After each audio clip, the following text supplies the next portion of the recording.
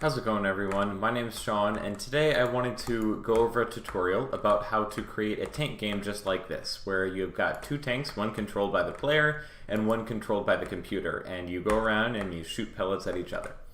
So if you want to follow this tutorial, go ahead and open a new project. So we have the Scratch Cat here, but we're not going to need the Scratch Cat for this tutorial, so you can go ahead and delete that. Let's paint a new sprite here. And we're going to need two sprites for each tank. One is going to be the base, and one is going to be the barrel of the gun that you actually shoot out of. So here's how I'm going to make mine. I'm going to go ahead and pick a grayish color. And I'm going to create a square. And I'm going to make this a perfect square by holding down Shift. And I'm going to check the size here just for relativity. That seems to be a good size for me, so I'm going to go ahead and center that. Now, clicking off of that, I'm going to zoom in a little bit more and swap my color to be a more bluish color and a bit brighter too. Now, I'm going to create another square on top of it. That looks good to me. And now I want to have some sort of way to determine what's the front and what's the back of this. So I'm going to get rid of my outline, and I'm going to make my color a bit darker. Now I'm going to go to my square tool again, and I'm going to make some decals. One's going to be at the front here, and we'll make a few on the side as well.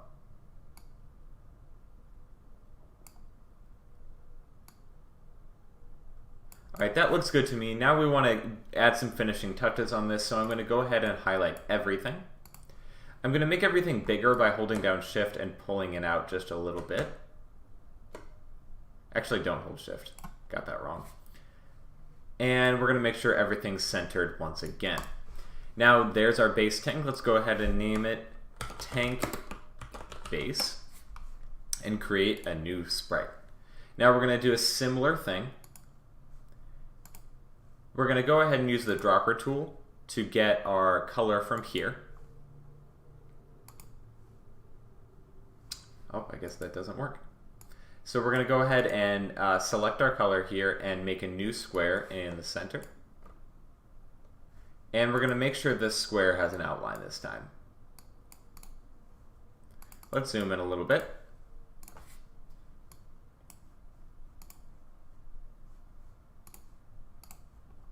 And let's go ahead and add a barrel to this. And adjust it till it looks right. Now let's go ahead and select everything and move it to be in the center. Now let's go ahead for both sprites, rotate them to the side. This will be important later.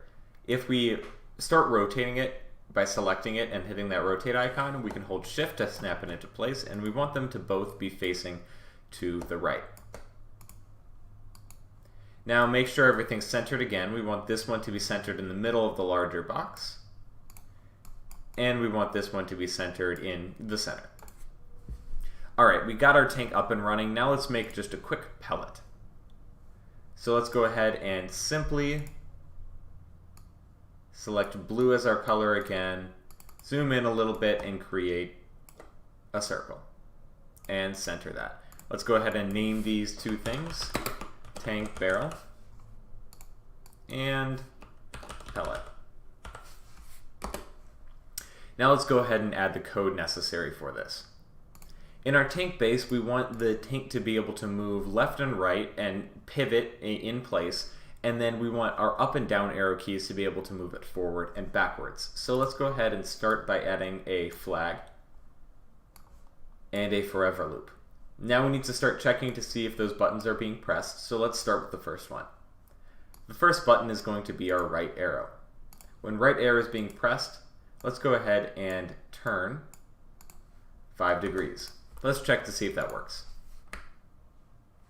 Alright, that works. Let's use that exact same functionality to turn to the left by duplicating this. Change this to left arrow and -5 degrees. If we put that back in there, you'll see we can rotate in both directions. Now we're going to use something similar to move forward and backwards. So if we duplicate this again and put this back in here, we can say up arrow, rather than turning right, is going to move us forward 3 steps. Let's go ahead and check this out. Alright, it moves forward, but the tank barrel is not attached. We'll fix this in the next step. For now, let's go ahead and duplicate this and change this to -3 and change this to be the down arrow. Now if we start, we can move backwards, forwards, and rotate in place. Now let's fix that tank barrel thing. So if we go to the tank barrel and we start a new script set up in a similar manner with a forever loop, we can simply all the time have this sprite go to the position of the tank base. So that works fine, but we also want the tank barrel to turn in the direction that the mouse is pointing. That's very simple. We can simply have it also point in the direction of the mouse pointer all the time. So that works great. Now we want to have the pellets be able to be shot every time we click the mouse down. So we don't want this dot to be here at the start of the game. So let's go ahead and add in a flag and say looks hide. This will hide it at the start of the game. Now we don't want to use this exact pellet to shoot. We want to use clones of it. So after we hide, we're going to start checking by adding a forever loop to see if the mouse is being pressed. If the mouse is being pressed, we're going to create a clone of ourselves. Now, if we just simply create a clone, we'll create too many. As long as the mouse is being held down, the game will keep creating clones as fast as possible. So we need to add a little bit of a delay. Let's make it 0.25 seconds before this script can loop again. Now, when we start as a clone, whenever we create a clone here, we're going to do a few things. The first thing we need to do is move the sprite to the tank barrel. Now, it's still invisible at this point, but what we can do is we can rotate it to point towards the mouse pointer, similar to the barrel is. Next, we want to move it forward about 30 steps. The reason for this is the middle of the tank barrel is right in the middle of the tank. We don't want it to spawn from there. We actually want it to spawn at the tip of the barrel. So that'll move it there, and once that's been done, then we can show it. So it'll appear at the very tip there, and now we need to have it start moving. So add another forever loop, and add move 3 steps. Let's go ahead and see how this looks. That looks pretty good, but you can see that they start pooling up at the edges here. We simply want to get rid of them once they hit the edge. So let's add a simple condition here. If touching edge, then we're going to delete this clone. Let's go ahead and test it out here, and then we'll add in our second player. Awesome, it works fine, and our tank can move around just great. So let's make this easy and duplicate the assets that we have right now. So if we duplicate all of them, we have a good foundation. Let's go ahead and change the colors of these real quick. So if we hit the mouse pointer, we can change this to, let's say, a lighter red. And if we shift click these, we can also change the color. Let's make this a bit of a deeper red. And let's do a similar thing with all of these.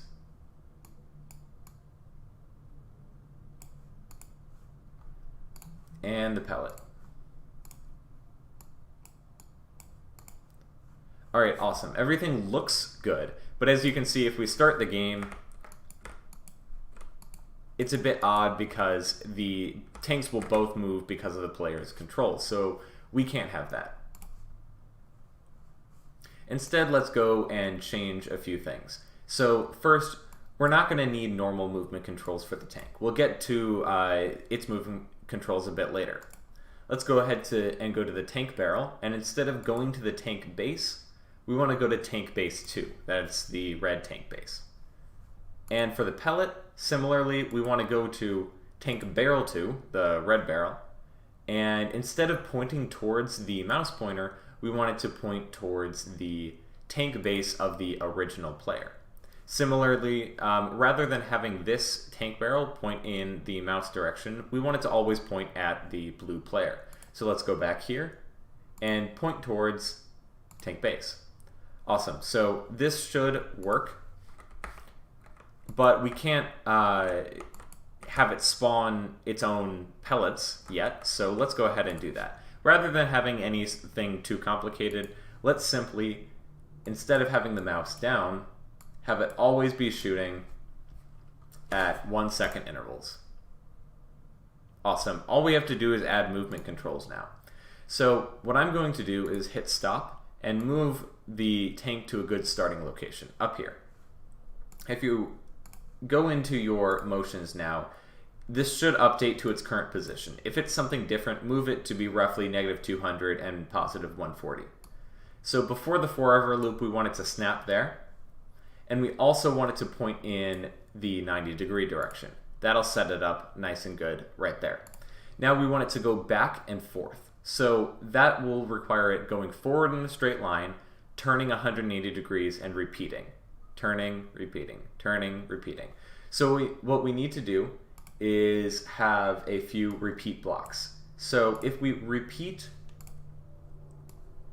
moving, say, 3 steps, and we do that about 140 times, it should move it the length of the screen.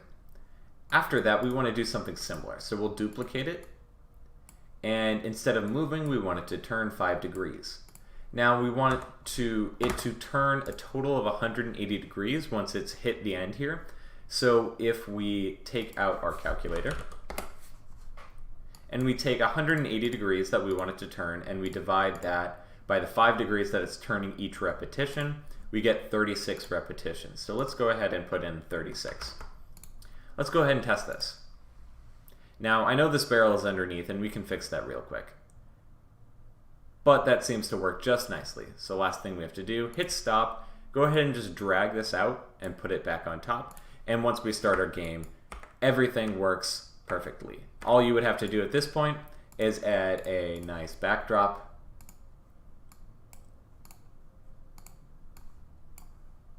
and you've got your game. In the next video, we're going to go over how to actually have these bullets damage the players and how to actually have some win conditions and maybe throw in a bit of terrain. Thanks for watching. If you want to check out that tutorial, go ahead and click the next video.